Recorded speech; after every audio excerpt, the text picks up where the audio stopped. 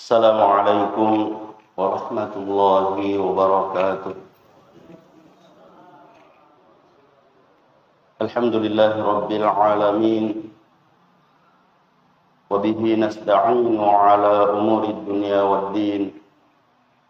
Asyhadu an la ilaha illallah wa asyhadu anna Muhammadan abduhu wa rasuluhu la nabiyya ba'dah.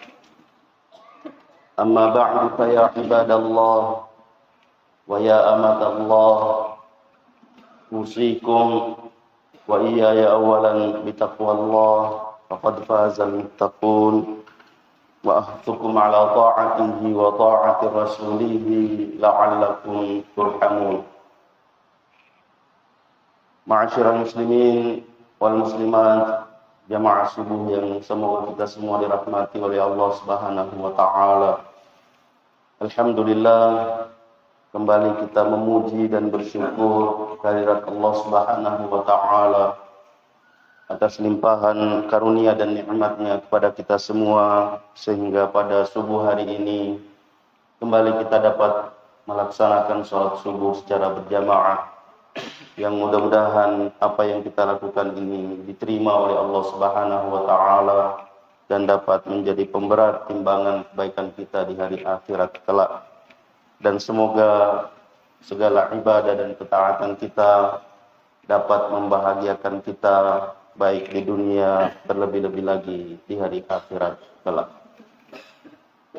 Ma'asyiral muslimin wal muslimat rahimani wa rahimakumullah jami'an. Kembali kami ingin mengingatkan diri kami khususnya dan kepada kita semua, melanjutkan apa yang kita sampaikan pada subuh Rabu yang lalu tentang hadis Nabi sallallahu alaihi wasallam, "Idza sarratka hasanatuk wa sa'atka sayyi'atuk fa anta mu'min." Kalau kebaikanmu membahagiakanmu, menyenangkanmu, dan keburukanmu menyusahkanmu, menggelisahkanmu, maka engkau beriman.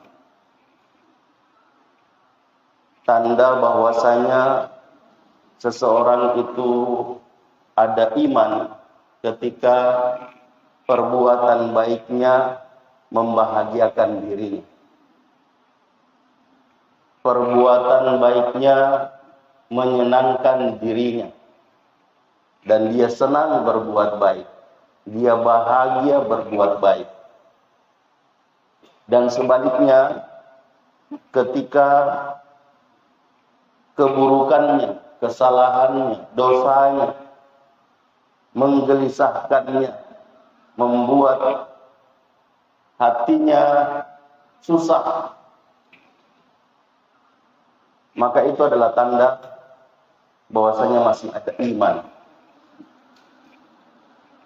Nah, pada kesempatan ini saya ingin menambahkan untuk bagaimana supaya kita senantiasa merasa senang berbuat baik dan merasa susah ketika berbuat kesalahan. Karena banyak orang sering berbuat baik tapi tidak merasa senang, tidak membahagiakan dirinya dari apa yang dia lakukan dari perbuatan baik itu. Begitu juga sebaliknya, banyak orang yang selalu melakukan keburukan, selalu melakukan kesalahan, tapi tidak merasa susah. Tidak merasa susah. Kenapa? Karena tidak meyakini bahwa kebaikan-kebaikan yang dia lakukan itu akan dibalas oleh Allah Subhanahu wa taala dengan kebaikan yang sempurna. dan keburukan-keburukan yang dia lakukan pun akan dibalas oleh Allah Subhanahu wa taala dengan keburukan yang tidak ada samanya. Kalau kita mau samakan dengan keburukan yang ada dalam kehidupan kita di dunia ini. Nah, sehingga kalau ingin meningkatkan keimanan kita, keyakinan kita terhadap janji dan jaminan Allah Subhanahu wa taala, begitu juga ancaman Allah Subhanahu wa taala terhadap perbuatan-perbuatan baik yang kita lakukan, kalau kita meyakini bahwa dia akan mendapatkan balasan yang luar biasa dari Allah Subhanahu wa taala, maka itu yang akan membuat kita senang untuk berbuat baik. Dan kalau kita meyakini bahwa perbuatan-perbuatan buruk kita juga akan dibalas oleh Allah Subhanahu wa taala dengan keburukan yang tidak ada samanya seperti yang kita sebutkan tadi, maka kita akan merasa susah ketika kita melakukan perbuatan buruk. Nah, salah satunya adalah mengingat bahwa Allah Subhanahu wa taala itu mengetahui apa yang kita lakukan,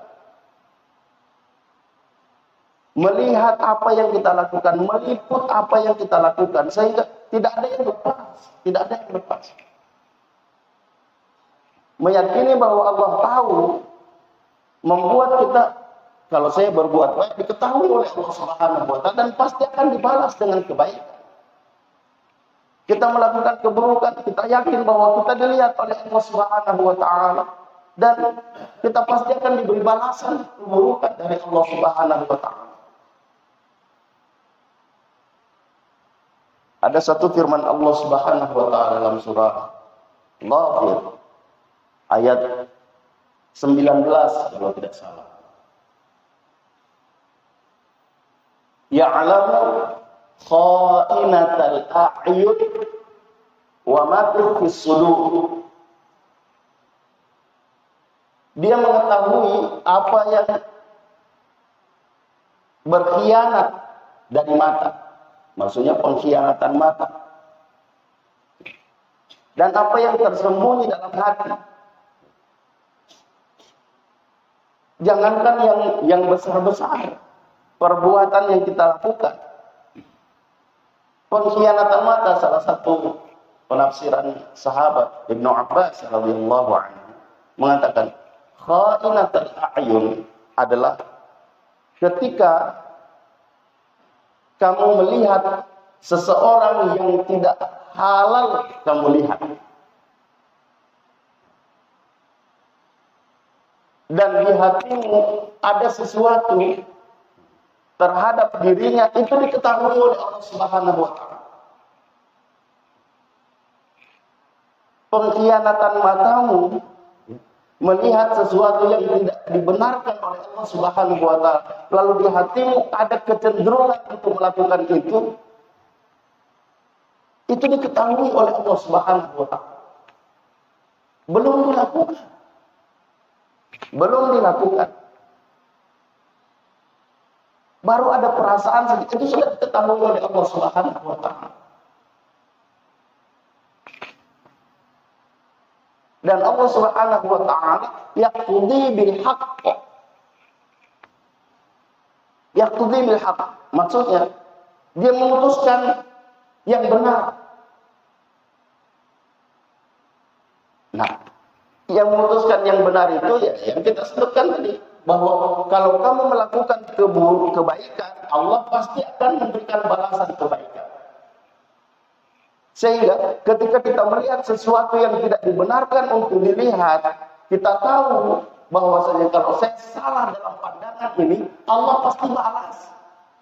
Dan Allah tahu. Maka kita palingkan wajah kita, pandangan kita dari sesuatu yang tidak dibenarkan itu, itulah yang menghasilkan kebaikan. Tapi kalau kita teruskan hati kita yang cenderung untuk melakukan apa yang kita lihat yang menggiurkan itu, dan kita melakukannya maka Allah akan membalas keburukan. Karena kita melihat sesuatu yang tidak baik, tidak benar, tidak boleh. Tidak boleh. Tapi kita tetap melakukannya, tetap mengerjakan apa yang tidak boleh itu. Maka Allah Subhanahu wa taala akan membalas. Nah, bagi orang yang beriman, yang meyakini bahwa kebaikan itu pasti akan dibalas dengan kebaikan oleh Allah Subhanahu wa taala, dan keburukan juga pun pasti akan dibalas oleh Allah Subhanahu wa taala dengan keburukan. Itulah yang mendorong seseorang untuk melakukan perbuatan baik dan mencegah seseorang untuk melakukan perbuatan buruk. Nah, itulah yang diinginkan oleh Rasulullah SAW. Sebagaimana yang diriwayatkan oleh Imam Muslim yang kita baca tadi dan yang sudah dijelaskan pada pertemuan yang lalu, bahwa idza sabatka hasanatun wa sa'atka sayyi'atun fa anta mu'min. Nah, selanjutnya jamaah sekalian yang semoga kita semua dirahmati oleh Allah Subhanahu wa taala. Yang kedua, kita juga harus meyakini bahwa apa yang kita lakukan cepat atau lambat akan mendapat balasan. Seperti yang kita baca dalam rakaat yang kedua tadi, dalam surah An-Naba, khususnya ayat 40, ayat terakhir, di mana Allah Subhanahu wa taala menyampaikan bahwa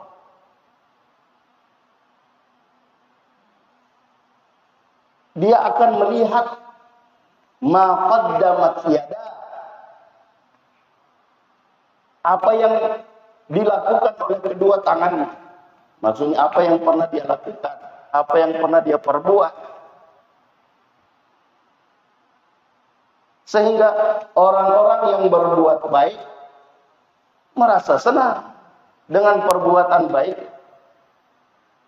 Tapi bagi yang melakukan keburukan, yang di sini disebutkan orang-orang kafir itu, wa yaqulul kafiru, dan orang-orang kafir berkata, ya laitani kuntu turaba. Orang-orang kafir, orang-orang yang tidak percaya, orang-orang yang tidak yakin, orang-orang yang tidak beriman, yang ketika diingatkan perbuatan baik itu membahagiakan, tapi tidak dihiraukan, perbuatan buruk itu akan menyusahkan, tidak dipeduli, perbuatan baik ditinggalkan, perbuatan buruk dikerjakan. Pada akhirnya nanti pasti akan menyesal, dan dia akan mengatakan seperti salah satu yang disebutkan oleh Allah Subhanahu wa taala, ya laitani kuntu turaba. Alangkah baiknya ketika dulu kami diciptakan jadi tanah saja, tidak dimintai pertanggungjawaban. Tapi kita, kehidupan dunia ini singkat sementara, tapi sifat kesingkatan dan kesementaraan menentukan tempat kita di sana, menentukan kebahagiaan dan kesengsaraan kita di sana. Sehingga upayakan bagaimana kita bisa berbuat untuk mendapatkan kebahagiaan akhirat. Ya, sudah sering kita sampaikan bahwa tidak apa-apa sengsara di dunia, yang penting bahagia di akhirat. Ya, meskipun anjuran Allah Subhanahu wa taala adalah bahagia dunia, bahagia akhirat. Sukses dunia, sukses akhirat. Makanya kita diajari doa oleh Allah Subhanahu wa taala.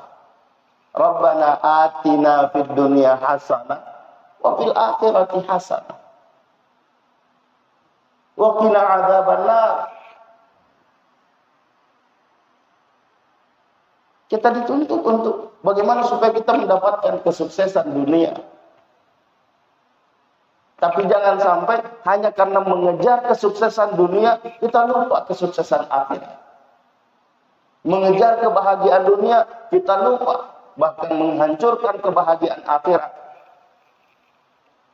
Salah satu yang bisa membuat kita hancur akhirat, jamaah sekalian yang semoga kita semua dirahmati oleh Allah Subhanahu wa taala. Yang terkadang seseorang melakukannya tanpa sadar.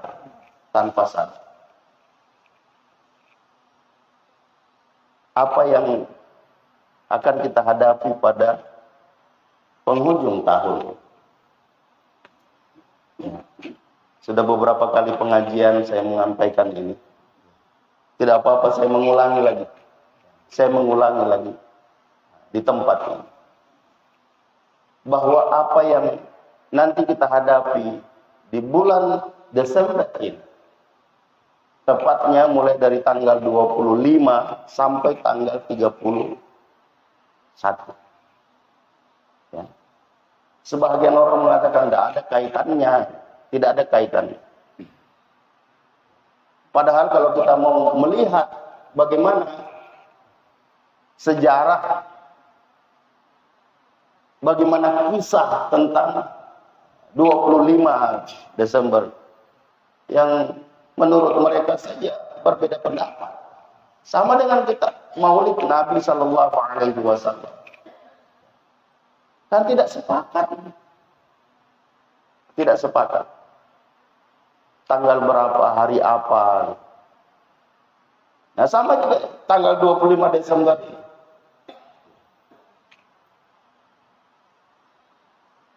Yang diyakini oleh mereka adalah hari kelahiran yang dirayakan. Yang jadi masalah, Bapak dan saudara sekalian, adalah mereka yang merayakan hari besarnya, tapi kok umat Islam yang mabuk. Ya, kan banyak kita saksikan ini. Hari besar orang, tapi kita yang teler. Dan itu berlanjut sampai di penghujung tahun. Nah, kalau kita tidak sadar, ini bisa merusak akidah. Bahkan bisa membatalkan syahadat.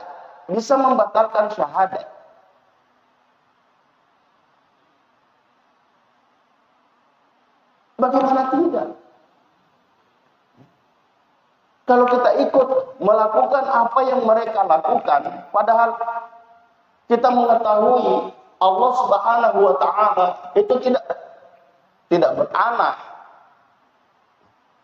Tidak punya anak. Lalu mereka yang meyakini kelahiran anak Tuhan dan merayakan itu, lalu kita terlibat di dalamnya, ini bisa menggerus, bisa merusak akidah, bisa menghancurkan dan bisa membatalkan syahadat tanpa kita sadari. Lalu kalau kita mengatakan bahwa di penghujung tahun ini saya ingin melakukan sesuatu dan mudah-mudahan saya dipertemukan dengan Ramadan, saya akan lebih bersungguh-sungguh lagi. Karena ada juga yang begini nih. Ya, tidak apa-apa. Tahun ini tidak apa-apa ditutup dengan keburukan, tapi awal tahun nanti saya akan jadi baik. Saya akan memperbaiki diri. Kalau masuk Ramadan, saya akan lebih bersungguh-sungguh lagi. Malam tanggal 1 Januari, Allah Subhanahu wa taala memanggil. Tidak sempat taubat. La haula wala quwwata illa billah. Na'udzubillah, tsumma na'udzubillahi min dzalik. Kalau meyakini melakukan bahwa apa yang kita lakukan pada penghujung tahun ini, nanti awal tahun kita akan perbaiki. Kita perbanyak istighfar, perbanyak taubat kepada Allah Subhanahu wa taala. Apa tidak lama lagi kita memasuki Ramadan, lalu Allah Subhanahu wa taala menetapkan bahwa waktumu hanya sampai malam tanggal 1 Januari. Tidak dapat Ramadan, tidak dapat Ramadan. Sehingga yang terbaik adalah bagaimana kita berbuat hari ini. Kita bersungguh-sungguh gunakan. Sebagaimana keyakinan kita yang sudah sering kita ingatkan, khususnya di Subuh Rabu, bahwa kehidupan ini, kesehatan ini bisa berubah. Maka gunakan kehidupan dan kesehatan dengan sungguh-sungguh untuk beribadah dan melakukan ketaatan kepada Allah Subhanahu wa taala. Sebelum hidup dan sehat ini dicabut oleh Allah Subhanahu wa taala.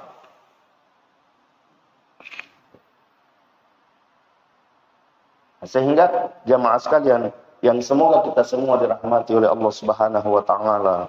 Mudah-mudahan apa yang Rasulullah sallallahu alaihi wasallam yang sudah kita bacakan, kita sampaikan bahwa kalau kebaikanmu membahagiakanmu, menyenangkanmu, dan keburukanmu menggelisahkanmu, menyusahkanmu, maka itu tanda bahwa kamu beriman.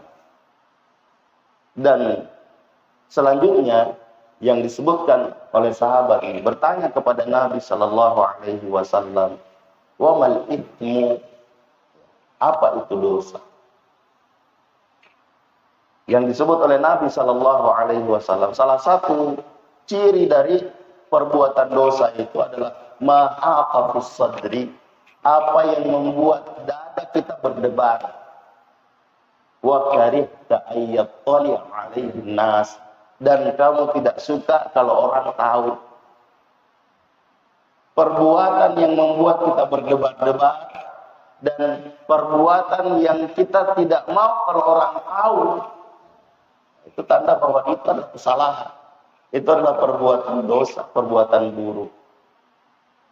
Sehingga pada pertemuan yang lalu saya sudah mengatakan, mengingatkan diri saya khususnya dan kita semua bahwa kalau masih ada kata dalam diri kita, dalam hati kita bahwa deto gak tahu minta ka, deto gak tahu misenga, ya, tania muak disinjai. Saya di luar daerah, saya di luar negeri, maka saya melakukan apa saja, tidak ada yang tahu. Padahal Allah Subhanahu wa taala tahu, Allah Subhanahu wa taala punya malaikat yang mencatat. Dan kelak nanti di hari akhirat semuanya akan dibangkitkan, dikumpulkan. Begitu juga yang disebut dalam ayat 39 ya. 39 surah An-Naba tadi. Yauma yaqumur ruhu wal malaikatu saffan la yatakallamun illa man adzina lahu rahman wa qala shawaba. Dzalikal yaumul haqq. Faman syaa'a ittakhadha ila rabbih ma'aba. Inna anzarnakum 'adaban qariba. Yauma yanzurul mar'u ma qaddamat yadahu. Wa yaqulul kafiru ya laitani kuntu turaba. Pada hari Ruh, malaikat Jibril dan semua malaikat yang lain berdiri bersaf.